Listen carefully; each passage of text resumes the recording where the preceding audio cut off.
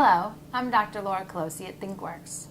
This lesson is called Plus and Minus. It has two objectives: to teach your students the concept of numbers and also about addition and subtraction.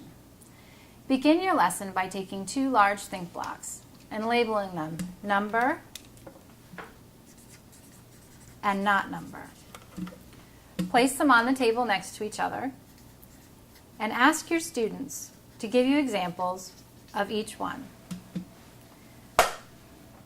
For example, under numbers, your students might say 6,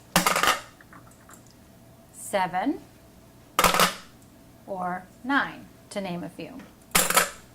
Under not numbers, your students might write the letter A, or an exclamation point, and so on. Pull out one of your numbers and ask them, does that number have parts? Ask your students, are there parts to the number 9? One student might say that 9 is made up of 3 threes, like this. You can use this opportunity now to show your students the difference between a unit of 9 and the quantity of 9. The next step in this lesson is to ask your students to see the relationship between and among numbers. For example, ask your students what is the relationship between 2 and 6. Have them place a small block inside the medium block as they tell you the relationship.